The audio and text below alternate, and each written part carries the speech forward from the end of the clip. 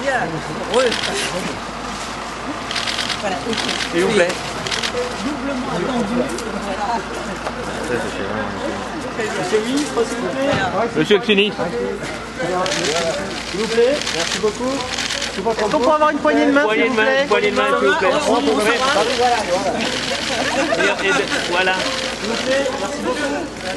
Une dernière sur votre gauche, s'il vous plaît. Voilà. Très bien.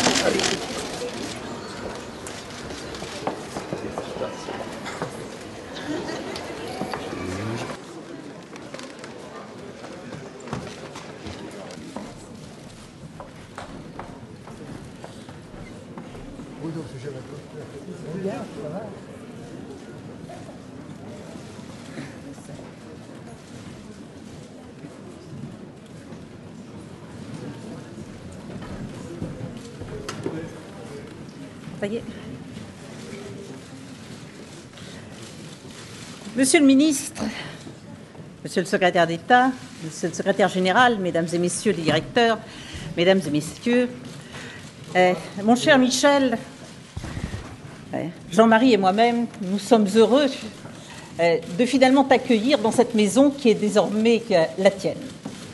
Une grande, une très belle maison que je crois nous avons tous les deux beaucoup aimée pendant ces 17 mois où nous avons eu l'honneur et en même temps le plaisir de travailler ensemble à faire en sorte que la justice soit toujours mieux connue et reconnue de nos concitoyens comme l'un des piliers essentiels de la République, de la démocratie et du respect de la loi. Ce grand et beau ministère est à l'image que je m'en faisais.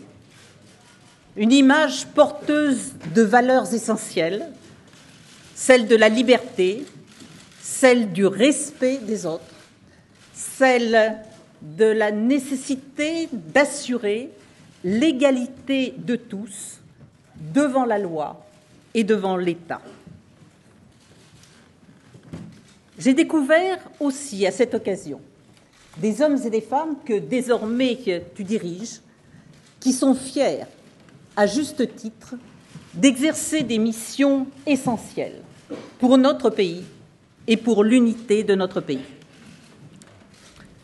On a pu dire parfois que ce grand ministère, si fort de ses traditions et de son histoire, avait du mal parfois à se réformer et à se mettre à l'image et aux exigences de la société moderne.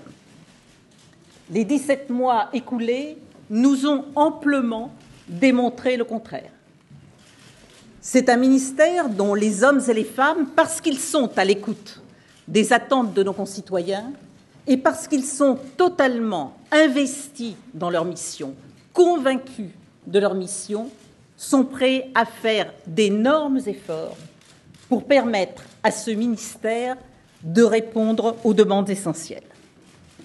Et je suis heureuse et fière, avec Jean-Marie Bockel, d'avoir pu ainsi, en m'appuyant sur eux, participer à la modernisation du ministère de la Justice et des Libertés autour d'une triple exigence. L'amélioration de ses moyens, tout d'abord, l'adaptation de son organisation et la rénovation des rapports entre le citoyen et le droit. La première exigence était, et je te dis toujours, et toujours, d'améliorer les moyens. Parce que c'est vrai que si le président de la République et le gouvernement ont accepté de faire un effort important permettant pour la première fois de l'histoire au budget de ce ministère de dépasser les 7 milliards d'euros dans la loi de finances pour 2011, nous traînons derrière plus d'un siècle où on n'a pas apporté à ce ministère des moyens qui soient en phase avec les missions qu'on lui confie. Alors je sais bien aujourd'hui que certains syndicats, que j'entendais même ce matin, essaient toujours de montrer ce qui ne va pas, quitte d'ailleurs dans leurs exemples à être parfois un peu ridicules. Parce que quand on dit qu'il y a des blattes dans le tribunal de Marseille, c'est peut-être davantage dû à la grève des ordures qu'à d'autres problèmes. Mais je crois qu'il y a aussi toujours deux façons de voir les choses. Une façon qui consiste effectivement à voir ce qui ne va pas, et après un siècle, il restera toujours des choses qui n'iront pas, et l'autre façon qui consiste au contraire à voir ce qui a été fait, notamment par la création de nouveaux établissements, par l'amélioration du fonctionnement. Et ce qui me paraît important, c'est de bien voir qu'effectivement, les moyens humains ont été améliorés dans ce ministère. Dans les juridictions, nous obtenons aujourd'hui ce qui était demandé depuis si longtemps, c'est-à-dire qu'il y ait pratiquement un greffier par magistrat. En matière indemnitaire, et je te disais les montants qui ont pu être consacrés cette année et qui donc seront appliqués, les responsabilités et les compétences des magistrats pourront, grâce à ces sommes, être mieux reconnues. La gestion des carrières va être améliorée aussi grâce à un nouveau programme de formation, à une évaluation modernisée et à la création d'une réserve judiciaire. Ce sont également les moyens financiers qui ont été rénovés. Et là aussi, j'ai entendu citer le cas d'un tribunal qui, c'est vrai, au mois de septembre de l'année dernière, s'était trouvé pratiquement en cessation de paiement. Il est dommage simplement que l'on n'ait pas dit dans le même temps que dans les 15 jours après, et grâce aux efforts financiers que nous avons faits et aux crédits supplémentaires obtenus du budget, il y avait de nouveau dans les tribunaux de quoi faire face à l'ensemble des besoins pour l'année 2010, pour l'année 2009, et que d'autre part, nous avons également réussi à faire anticiper les versements d'argent, ce qui, pour la gestion qui est assurée dans chacune des cours d'appel, est aussi un élément important. Ce sont également des moyens humains qui sont renforcés. Nous avons remis à niveau le programme informatique qui était presque devenu une légende, c'est-à-dire un Cassiopée qui, effectivement, était en pleine déconfiture dans un certain nombre de cas et, en tous les cas, dont l'extension apparaissait difficilement réalisable dans les délais prévus. En mettant un bon coup de balai dans un certain nombre de choses, il faut bien le dire, et notamment en changeant d'opérateur, nous avons aujourd'hui la possibilité de remettre effectivement un programme qui est en cours de fonctionnement et qui va permettre plein de choses, y compris d'ailleurs un suivi dont parlait le Premier ministre tout à l'heure à la réunion du groupe où nous étions tous les deux, c'est-à-dire le suivi de l'exécution des décisions de justice, et notamment en matière pénale. Ce qui me paraît quelque chose d'essentiel pour nos concitoyens, pour que soit respectée à la fois la loi et pour que soient respectées les décisions de justice. De la même façon que, et là aussi pour répondre à un certain nombre de critiques, un vaste plan a été prévu pour sécuriser les juridictions, parce que c'est vrai, il y avait un problème et que nous l'avons constaté comme tout le monde. Ce plan va être mis en œuvre dès le mois de mars, si je ne me trompe, 2011, avec des dispositifs d'alerte silencieuse et des dispositifs anti-intrusion. Voilà donc un problème qui existait depuis de nombreuses années et qui ont été réglés. Mais notre deuxième préoccupation avec Jean-Marie était aussi de rénover le fonctionnement. Rénover le fonctionnement, ça voulait dire des décisions importantes ont été prises avant que mon arrivée aussi. Et c'est notre rôle, finalement, que d'être chacun des maillons d'une vaste chaîne qui doit toujours aller dans le sens de l'amélioration. Je pense que c'est ça aussi notre rôle et notre mission. Donc, c'est la nouvelle carte judiciaire dont la mise en œuvre est finalement en fin de réalisation, que Jean-Marie Bockel a surveillé très étroitement en se rendant dans toutes les juridictions concernées. C'est à Paris le choix du site du futur tribunal de grande instance au Batignolles, et dont j'ai souhaité aussi, et je sais que tu y veilleras parce que c'est ta conviction profonde, que la solennité de la justice y existe et y soit marquée même dans une architecture moderne. C'est également le déménagement de l'administration centrale qui, au printemps prochain, renouvellera le cadre et les méthodes en permettant un certain nombre de regroupements et en évitant des éparpillements. C'est la réforme de la carte judiciaire dont nous parlions tout à l'heure et qui nous permettra permettra d'adapter les capacités des établissements pénitentiaires, sans oublier la nécessité de garder une approche humaine des problèmes et de lutter contre l'inhumanité de certains établissements.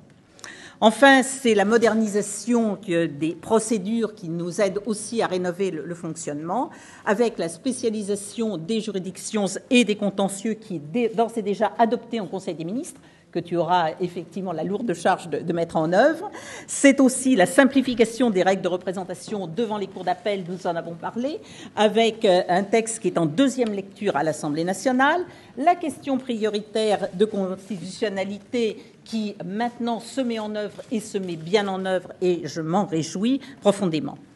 Enfin, dans la rénovation du fonctionnement, il y a aussi, et je dirais presque surtout, le fonctionnement des hommes et des femmes, parce que c'est un ministère qui repose sur des hommes et des femmes qui doivent se sentir totalement concernés par ce que nous faisons, et c'est la raison pour laquelle j'ai souhaité la création d'une charte sociale qui nous permette d'aller au-delà des règles législatives et effectivement de travailler en toute transparence.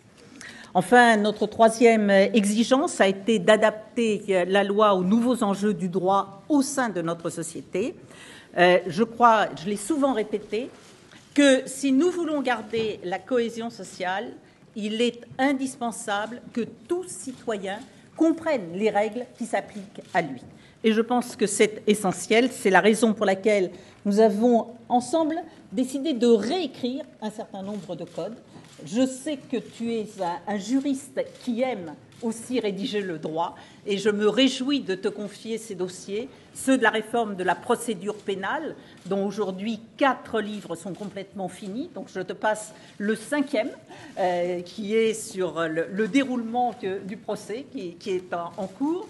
C'est la réforme du droit des contrats et des obligations, sur lequel nous avons aussi énormément avancé. Il reste quelques séances de travail avant que nous modernisions complètement ces actes qui sont finalement le quotidien de nos concitoyens.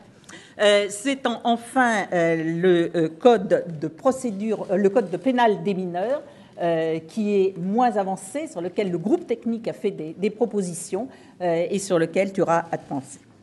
Bien entendu, nous devons également, pour répondre aux besoins de nos concitoyens, répondre à leurs besoins de protection. La loi pénitentiaire qui a été votée se met en œuvre et il te reste beaucoup de travail. C'est également la loi tendant à amoindrir la récidive criminelle qui doit être mise en œuvre d'une façon suivie, la loi relative à la lutte contre les violences conjugales, la loi visant à faciliter la saisie et la confiscation en matière pénale. Tout ceci, ce sont des textes qui sont en vigueur, mais ce qui est important aussi, c'est quand un texte est en vigueur, son suivi, puisque l'effectivité de la loi est à travers cela. Enfin, je dirais que les juristes que nous sommes sont convaincus d'une chose, c'est que nous avons besoin que les juristes, que les professions du droit prennent toute leur place dans notre société, dans toute notre société, dans les entreprises comme dans la vie quotidienne. De ce point de vue, le projet de loi sur l'acte contresigné par un avocat a été voté en première lecture à l'Assemblée nationale. Il doit venir très bientôt au Sénat, je crois que c'est les 7 et 8 décembre, si je ne me trompe, en même temps que le projet modernisant les professions du droit, lui aussi déjà voté en première lecture à l'Assemblée nationale et dont j'espère qu'il pourra passer aussi à la même date en décembre au Sénat. C'est également tout le travail que nous avons fait avec le professeur Michel Prada pour renforcer la compétitivité juridique de Paris et la place du droit dans l'entreprise. Voilà, mon cher Michel, beaucoup de chantiers. On en a fait quelques-uns. Notamment Jean-Marie les a fait sur le plan national, dans le domaine pénitentiaire en particulier, avec les prisons ouvertes, qui sont un concept nouveau. Sur le plan européen, parce que c'est vrai qu'aujourd'hui, notre droit et notre fonctionnement judiciaire ne peut faire abstraction de ce qui se passe au plan européen. Il est évident que c'est une longue lignée de travail et de ministres qui se succèdent. Te voici maintenant avec le beau titre de garde des Sceaux, ministre de la Justice et des Libertés. Je m'en réjouis parce que je te connais, ça fait des années que nous travaillons ensemble et que j'apprécie et que nous sommes heureux de te transmettre ce ministère, de te transmettre aussi la grande confiance qui est faite dans des hommes et des femmes de très grande qualité. Finalement, c'est un ministère où dans le ministère, ou à l'extérieur du ministère, avec toutes les professions qui participent à la vie de la justice, nous rencontrons des hommes et des femmes d'une très grande qualité, d'une très grande exigence morale aussi, des hommes et des femmes qui ne demandent qu'une chose, c'est à être reconnus pour toujours mieux travailler au service du droit, au service de la justice et au service de la France. Bon vent, Michel.